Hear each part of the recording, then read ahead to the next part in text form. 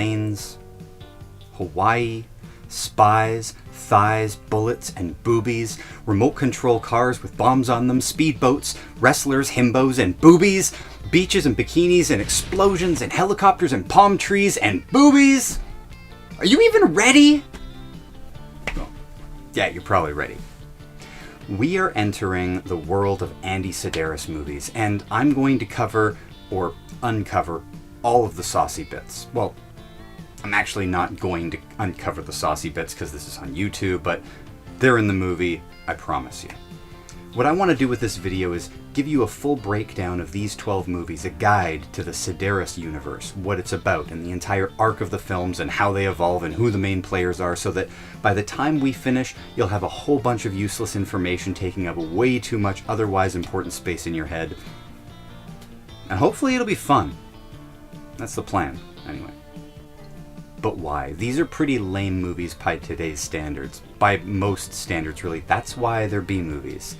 So why do I care? Because nobody else did it. Nobody else has done it since. There is no other filmmaker who has a body of work like the Triple B movies. I've looked. Who else is operating outside the studio system with this level of success and consistency? There are a few other movies that could fit the bill. Movies with other playmates, with softcore nudity. Many of them are erotic thrillers, but there's almost no other secret agent spy adventure movies like these, let alone a series of 12 of them that have enough recurring characters and organizations to loosely connect them all in a way the Lethal Lady movies did. The lethal force is the legion to ensure total harmony and law. The information in this video is primarily sourced from the Andy Sidaris book, Bullets, Bombs, and Babes, the films of Andy Sidaris, as well as watching the 12 DVD set Girls, Guns, and G-Strings, as well as whatever I could scrounge off the internet and Wikipedia.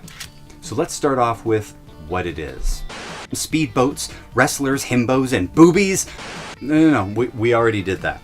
The Andy Sidaris movies are a series of 12 low-budget, James Bond-type spy adventure movies from the 80s and 90s, starring mostly Playboy playmates and penthouse pets that all connect or belong in the same universe or share the same characters, as I said.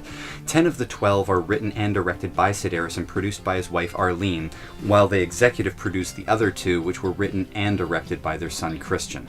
The movies in question are as follows: Malibu Express from 1985. Hard Ticket to Hawaii, 1987. Picasso Trigger, 1988. Savage Beach, 1989. Guns, in 1990. Do or Die, in 1991. Hard Hunted, in 1992. Fit to Kill, in 1993. Enemy Gold, also in 1993. The Dallas Connection, in 1994. Day of the Warrior in 1996, and The Lethal Ladies Return to Savage Beach in 1998. That's 12 movies in 13 years. Most filmmakers are lucky to make 2 or 3 movies in their entire career, but the Sidaris team with Arlene on board were able to deliver a film a year for over a decade. So what about before Arlene? Andy Sidaris made his bones with televised football, kind of the pioneer of that medium. In the 70s, he moved into directing movies and television. His first movie was a racing documentary, and then he directed a series of television episodes, and then we get his first 2 main feature films, Stacy in 1973 and Seven in 1979. These 2 early movies are examples of Andy finding his way. They aren't the light-hearted bubblegum fun of the Triple Bs. They were also very unapologetically of their time, that being the 70s, and they're much darker and sleazier than the Sidaris we come to know. But they certainly showcase many of the themes and ideas that he would reuse in his upcoming work. Now, I don't really want to go in depth on the plots of any of his films because I don't think that they were the driving characteristic or essential part of his work, aside from a practical way to shoehorn in the remote control car bombs and exotic locations. But I will point out that the entire general plot of Stacy, which is a neo-noir adventure, is almost totally recycled for his first of our Triple Bs, Malibu Express, in 1985. This is the first of these movies, and as I said, Andy recycled an old script and made a few changes. He loaded up on Playmates from January 1982, September 1983, April of 81, July of 82, and none of them returned to make another Sidaris movie. Neither does the male lead Darby Hinton, who plays Cody Abilene. In fact, This movie's pretty unattached from the other films, only referenced in the follow-up picture and one of my favorites, Hard Ticket to Hawaii from 1987.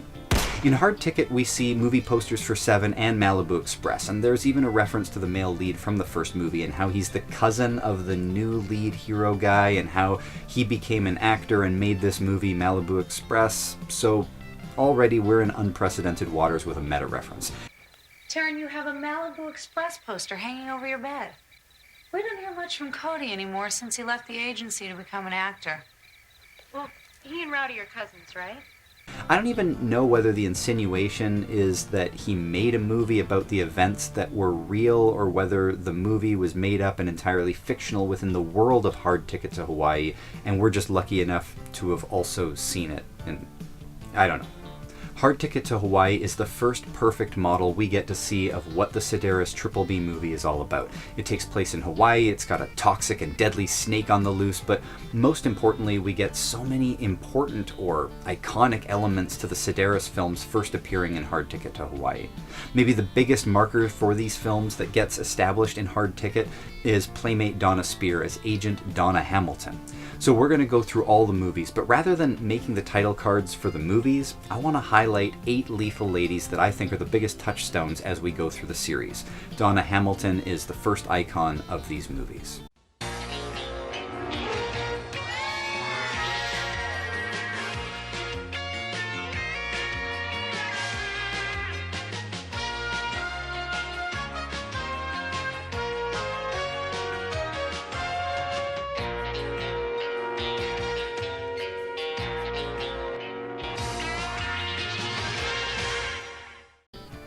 Spear plays Hamilton in 7 of the movies, so just over half, starting with this one and finishing with Fit to Kill in 1993.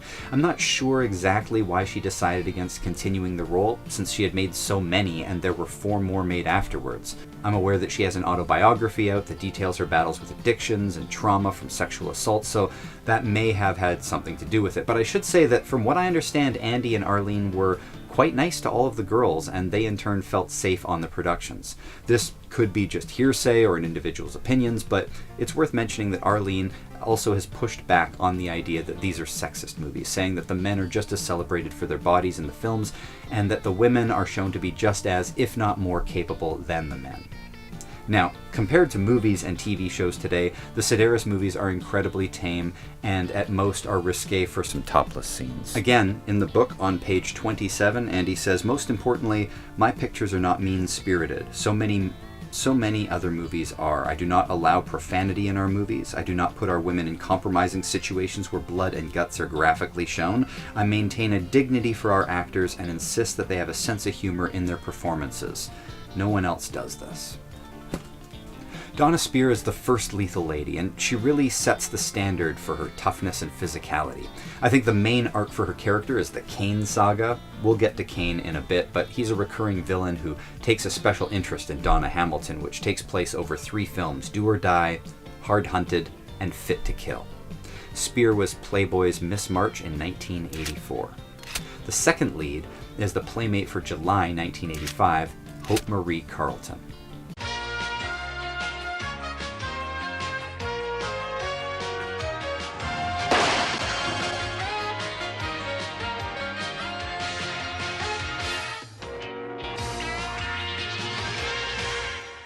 Hope Marie Carlton is Donna's first partner, Taryn Manning, and she returns for the next 2 films, Picasso Trigger and Savage Beach. Donna and Taryn are undercover special agents running a small plane from island to island for a company called Molokai Cargo, which we see multiple times throughout the films. They take passengers, but also small cargo shipments like this contaminated toxic snake that isn't at all a rubber sock puppet, and its escape and subsequent attacks are a subplot of Hard Ticket to Hawaii that makes it stand out and particularly ridiculous. Taryn's a bit like a little sister to Donna, and although she mixes it up in the action, she actually starts the films as a civilian. I don't want to say that Taryn isn't a tough cookie. She fires the guns, she blows stuff up, but in contrast to Donna Spear's edgier seriousness, Hope Marie Carlton is more jokes and smiles, almost a sidekick or comic relief character in a way. Another key figure in the series is Edie Stark, played by playmate Cynthia Brimhall, Miss October, 1985.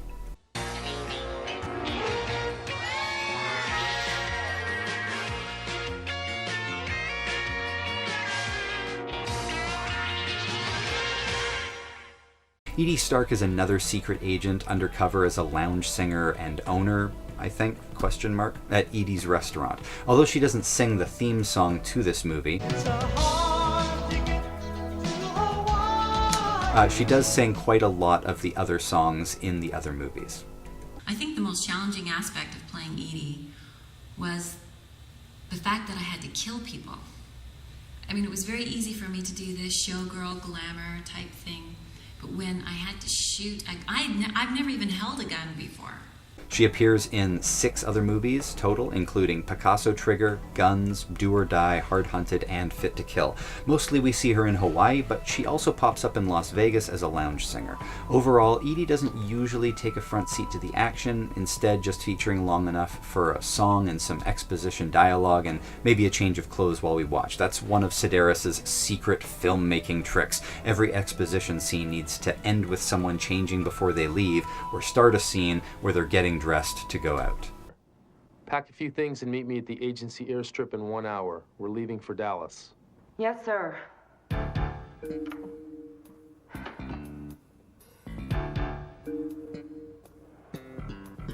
But it's not all big boobs on beauties. There's also the leading men. Ron Moss plays Rowdy Abilene, who's a cousin of Cody Abilene from the first movie. Sidaris hadn't landed his main hero guy for the series yet, so the first 3 movies each feature a different actor playing an Abilene. Actor Michael Shane played Shane Abilene in 5 Sidaris movies. In Picasso Trigger, Steve Bond plays Travis Abilene. You can see both the guys and the girls have trouble getting out the technical jargon, but some of these guys are so goofy, even trying to be tough kung fu bros. Jade, you see these hands? These hands are lethal weapons.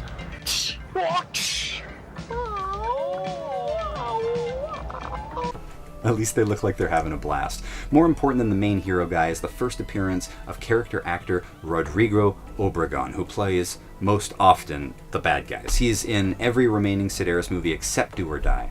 Obregon's characters are usually killed, making each subsequent character a different heavy. He even plays his own brother in Return to Savage Beach after his character was killed off in Savage Beach.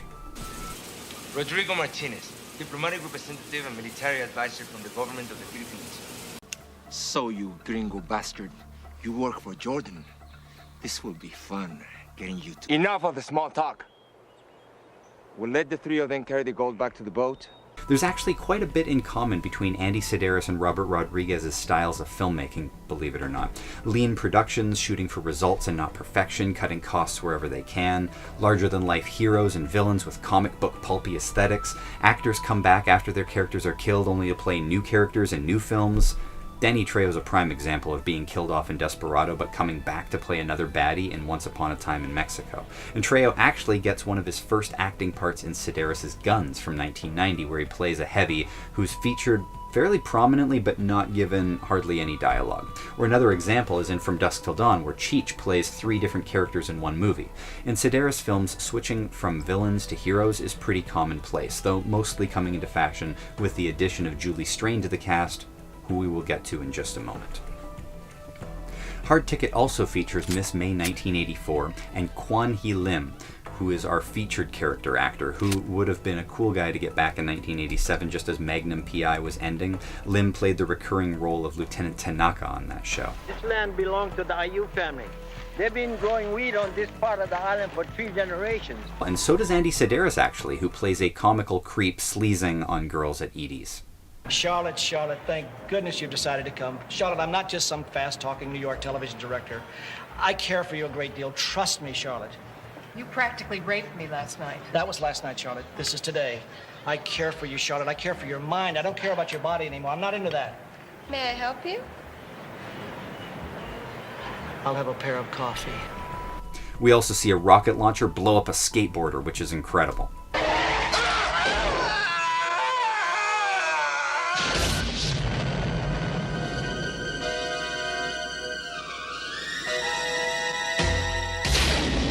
I don't think we see anything like that again until Punisher Warzone in the 2000s.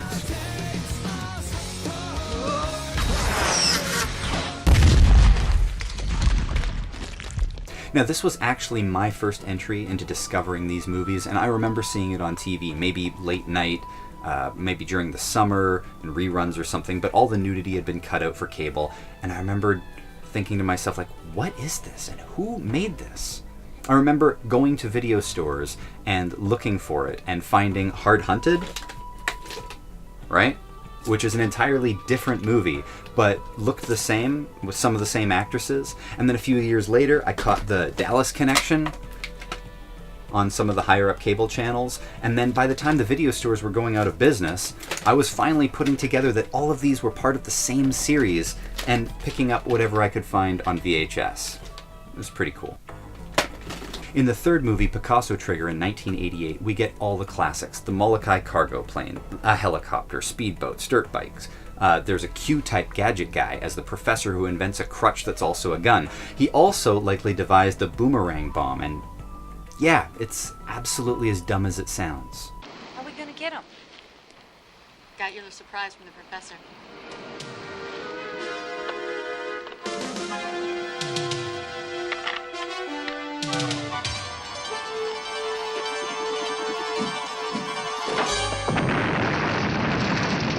I mean, seriously, why put a bomb on a boomerang? The point is for it to return to you. So if you miss, there's a bomb headed right back at you. And if you never miss, then why make it a boomerang? This is also the first time we see the Sidaris gimmick of putting bombs on remote control cars and blowing stuff up. We see this a few times throughout the Triple Bs and Dallas Connection, Day of the Warrior, Enemy Goal, most of them.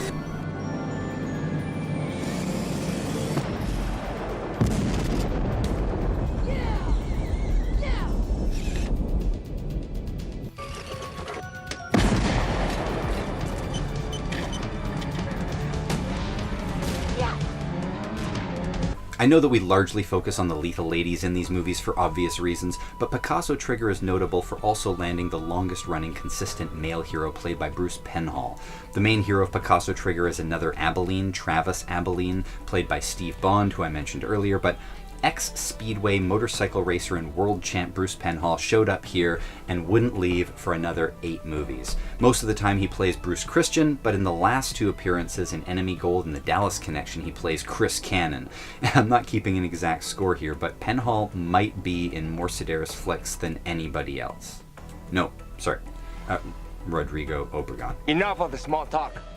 But let's get back to the ladies. The last of the classic 80s ladies is brought in with the 4th movie, Savage Beach in 1989, as a villain named Pantera, before replacing Hope Marie Carlton as Donna Spears' new partner, Nicole Justin, after Carlton leaves, and helps to fill out the cast of Spears' last 4 films.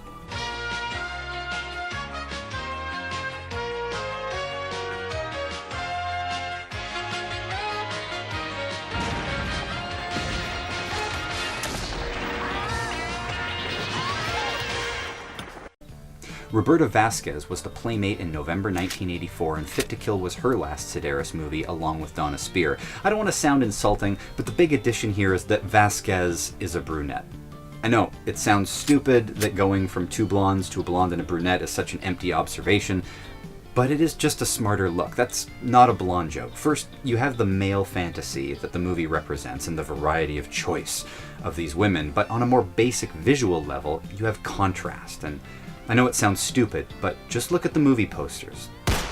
They just stand out now. I mean, there's a reason Betty and Veronica weren't both blondes.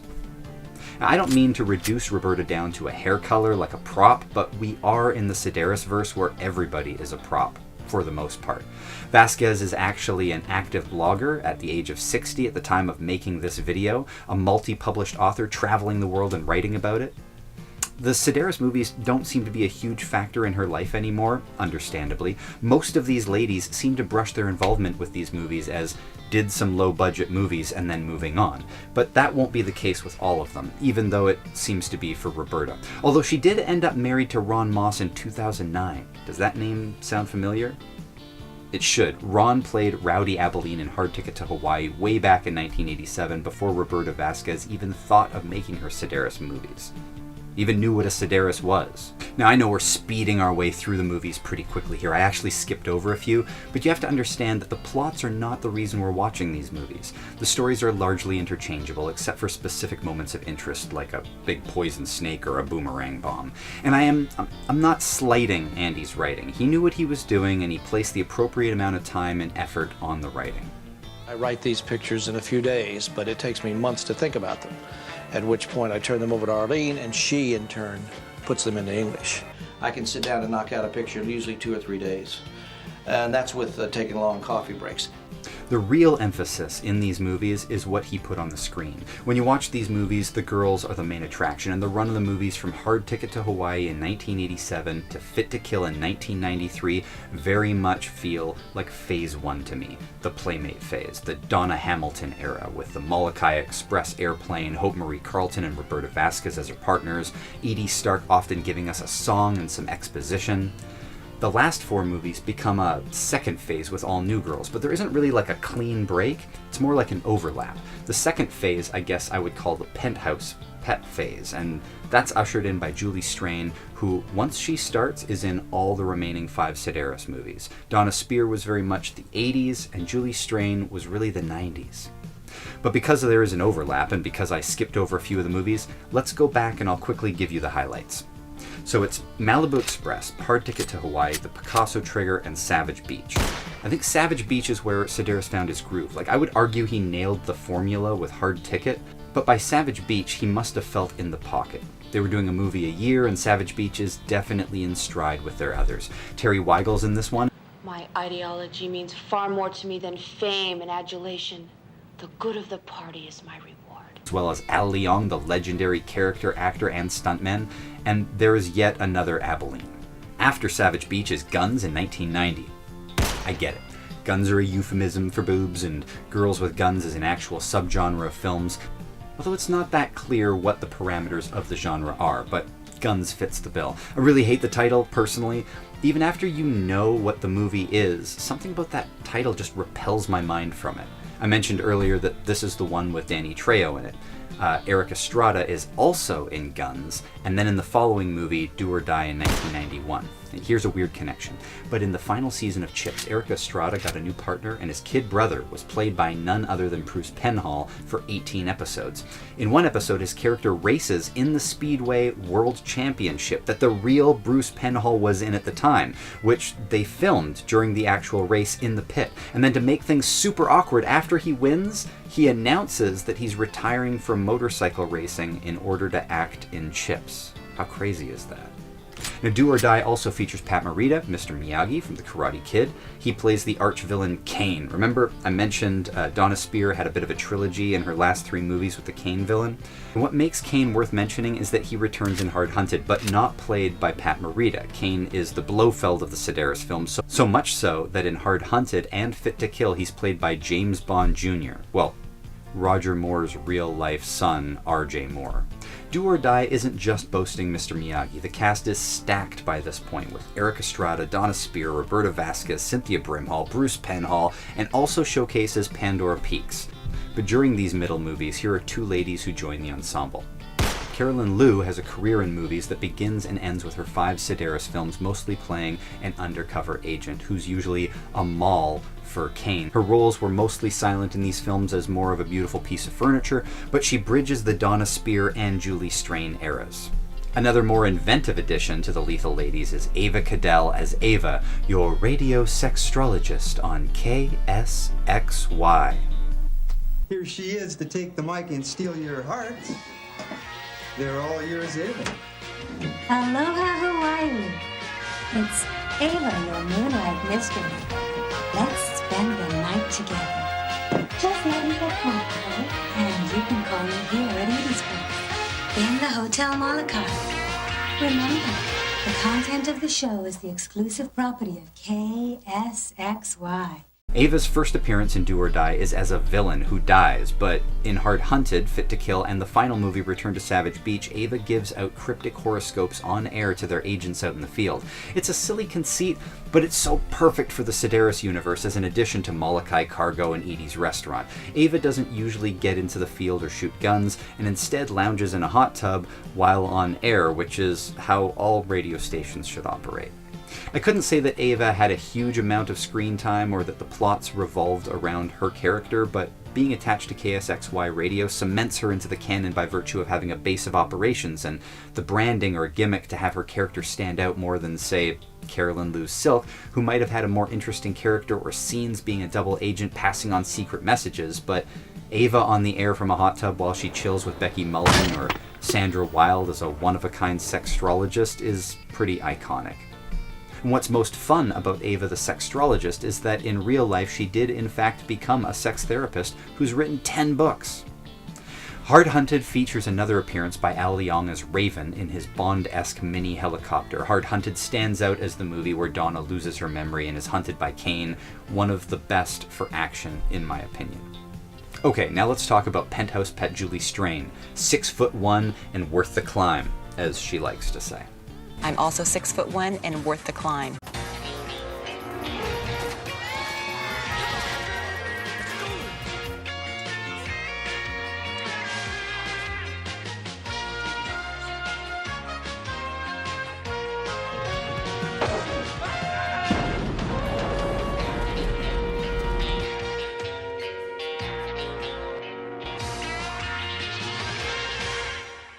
Strain comes in with Fit to Kill as Blue Steel, and then in Enemy Gold as Jewel Panther, and in Dallas Connection as Black Widow, before making that triple B transition from villain to hero as director of the Lethal Ladies, Willow Black. That was Black Widow. She's then become Willow Black, the head of the Lethal Force. I'm a little bit nicer these days, but I still make love like a mad woman, and I could kill afterwards like a Black Widow. Strain is one of the best examples of a lethal lady, super proud and happy with her work in the Triple Bs. She has an extensive resume of B movies, including Jim Wynorski's An Episode of Baywatch and the animated Heavy Metal 2000 feature.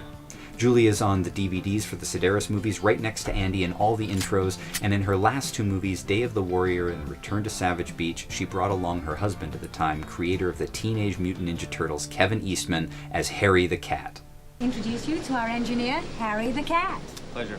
She was Penthouse Pet of the Month in June of '91 and Pet of the Year for 1993.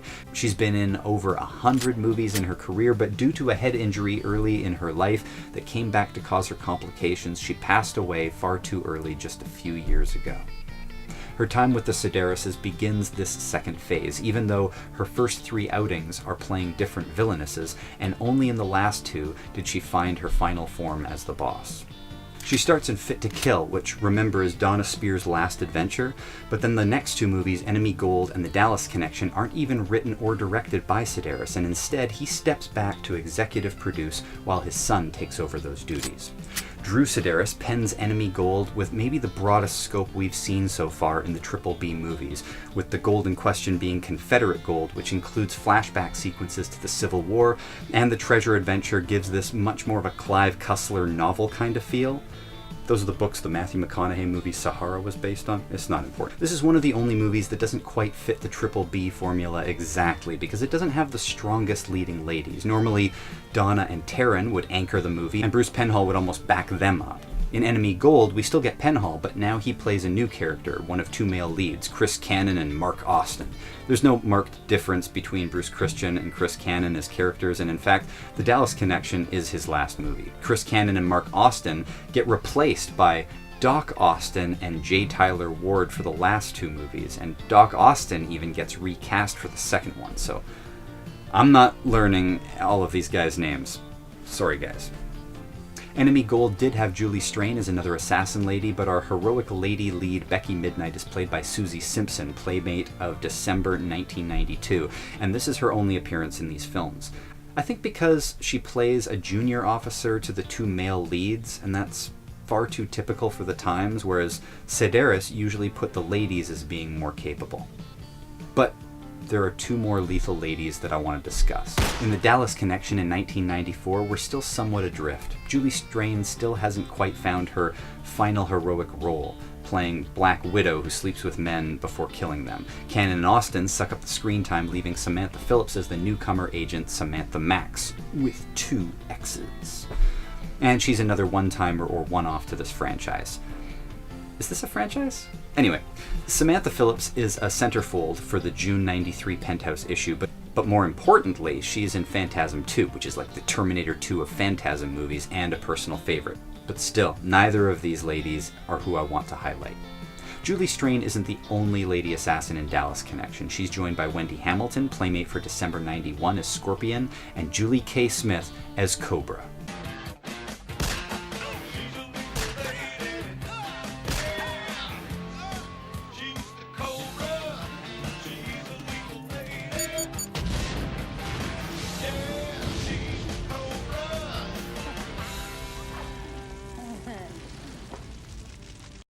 Penthouse Pet for February 1993, Julie K. Smith has the distinction of being the first lethal lady who doesn't die, but in fact turns and redeems herself, becoming a good agent, but still Cobra, in the following final 2 movies, Day of the Warrior and Return to Savage Beach.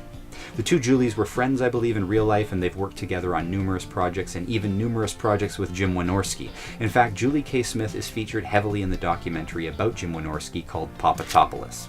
There's one infamous scene where Julie's having this hard time getting this annoying exposition line out, and she's flubbing it and struggling, and Jim's a prick to her and pushing her, and normally a director might take 5, talk to the actor, break the tension, whatever, but not on this production. See, Jim is making a movie as a bet to prove he can film an entire movie in 3 days, and so he's not going to let her out of it. And everybody's watching, and you see line after line, and she's pissed, and he is at her, and it's so awkward. I haven't seen anything that painful since I saw Metallica's Some Kind of Monster. And I love Julie Smith. She is one of my favorites. I think because she has a very in-your-face honesty and she's fearless. The two Julies were very enthusiastic to be having a blast in these movies, and I think it shows. There were a total of 17 playmates throughout the 12 movies, but only 3 Penthouse Pets, and Julie K. Smith was the second. The third was Tammy Parks, who I will mention again in a moment. I think Julie K. Smith would have had a much better filmography of work to look at if she had been born 5 to 7 years earlier. The industry after 1998 for smaller budget movies pretty much dries up, and that's the same year of the last Sidaris movie.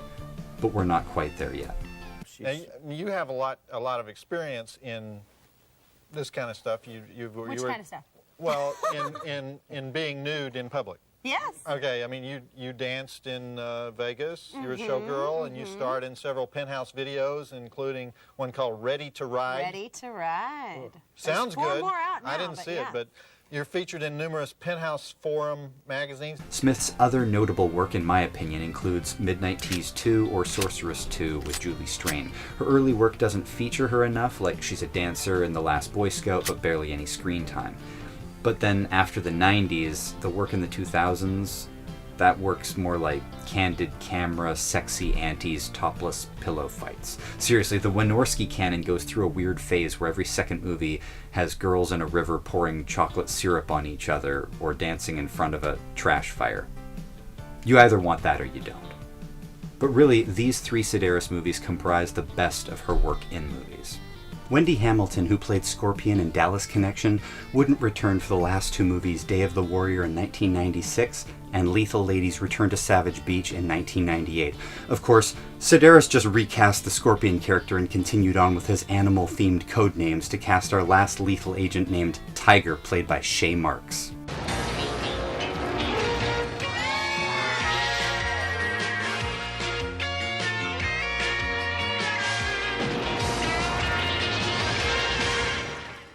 There are a bunch of animal names in the last few movies: Black Widow, Scorpion, Cobra, Tiger, Shark. It's not super creative, but it's perfect for the Sidaris-verse. Tiger's only in the last 2 movies, so her contribution might not be that big. I hear it. Her tenure as a lethal lady didn't last that long, but the Willow Black, Cobra, and Tiger trio of new agents, I think, was solid in those movies. And had there been more, I think this is the team that I'm referring to as Phase 2. Shea is another actress like Julie K. Smith who started too late in 1995, and so the opportunities dried up pretty quick, and Shea didn't stick around too long after Return to Savage Beach. Mark's other highlights include a small role in the erotic straight-to-cable thriller Cover Me, a couple episodes of Married with Children, Baywatch, Silk Stockings, and Renegade. But her last best role, in my opinion, is also her last role in Black Scorpion. Black Scorpion might be its own episode sometime, but it's like a late-night cable Batman with a sexy scorpion lady as the crime fighter. And the mayor is a shoddy Lex Luthor type, and Shea Marks plays his secretary and mistress, a Harley Quinn to his Joker. The TV series only runs 22 episodes, but she's in 13 of them. It's cheesy bad fun. The Warrior in the title Day of the Warrior is pro wrestler Marcus Bagwell, who plays an overly exuberant archvillain, although he's really much more for laughs than anything else. It's pretty easy to see the overlap in Americana of Sedaris and pro wrestling, and Bagwell covers that well. Bagwell covers that well? He's redeemed in the final movie as a hero like Cobra before him. Return to Savage Beach as a final feature continues a trend of diminishing returns for audiences, judging by the IMDb scores, but even with the formula being well worn at this point, Sidaris makes a valiant attempt to bring it all together one last time. Julie Strain, Julie K. Smith, Shea Marks, Ava Cadell, and even bringing back Donna Spear in flashback scenes to Savage Beach. The last movie has a bit of a feel of a TV reunion special. The sets never felt before as much like they do here, like we're just shooting in the Sidaris' backyard and living room 80% of the time. Even the book I got a bunch of info from reads partly like a fundraiser pamphlet for investors, something he could give to people to lure them into the Sidaris realm. There's even a comic called Andy Sidaris' Spy Chicks that's showcased in the book. You can still find limited edition previews online to buy, but I don't think it got further than that. I just think in most business models, there's a channel of profitability, and that window had closed on the Sidarises maybe. Budgets got smaller, video sales dried up as they were bought into chains. Maybe Andy's health became a factor at some point as well, but in any event, this book comes out in 2003, published by Heavy Metal, who was run by Julie Strain's husband at the time, Kevin Eastman. Perhaps this was the connect for the comic as well? It's not really clear, but what is clear is that Andy was hoping to do one more film. He writes a blurb synopsis near the end of the book, and I'm going to read that to you now. Malibu Bay Films, Battle Zone, Hawaii, an Andy Sidaris film. A priceless diamond-encrusted Fabergé egg from L'Hermitage in St. Petersburg is a part of a museum exhibit in Honolulu. It's the most valuable item in the exhibit. When the Honolulu Museum discovers that the Fabergé they hold is a counterfeit, the preliminary investigation reveals that the original has been stolen by a cunning band of mercenaries. Hired by an international billionaire motivated by greed, his sole purpose is to add to his private collection of masterpieces. The discovery of this theft is a huge embarrassment to the U.S. government. To accomplish speedy and confidential retribution, the agents of the Lethal Force are called upon. The agents of the Lethal Force consist of a gorgeous bevy of playboy, centerfolds, and penthouse pets, women with fantastic bodies and immense capabilities to fight and kill, who know their way around valuable treasures. Their job is to get this treasure back, quick and quiet. The agents of the Lethal Force stationed in the Hawaiian Islands operate undercover as inter-island cargo transporters for Molokai Cargo. To intensify the assignment, an unexpected, monstrous demon bursts onto the scene. 10 years ago, a huge cancerous infected python was mistakenly sent from Honolulu to the beautiful, serene island of Molokai. Oh, this is great. Are you kidding me? The cancerous infected python killed in Hard Ticket to Hawaii had given birth prior to its death. 10 years later, this snake is even more dangerous and deadly than its parent. It kills everything in its path. Airplanes, helicopters, fast cars, motorcycles, jet skis, speedboats, and lethal model toys loaded with explosives are all a part of this motion picture epic. The plot twists and turns at a spectacularly fast staccato pace, and as usual, not all of the good guys are good, and not all of the bad guys stay dead. Everyone is under the gun. With the usual Andy Sidaris array of bullets, bombs, and babes, this sweeping action-adventure ignites in Honolulu, Hawaii, rages through the Far East, Beverly Hills, Dallas, Texas to Las Vegas, and explodes in Molokai, Hawaii. And as you can see here, there's some proposals to which kind of casting the lethal ladies are going to get here. New ladies. So that's the Sidaris-verse, the main players and creators, and hopefully you got a good idea of whether there's something that you might be into.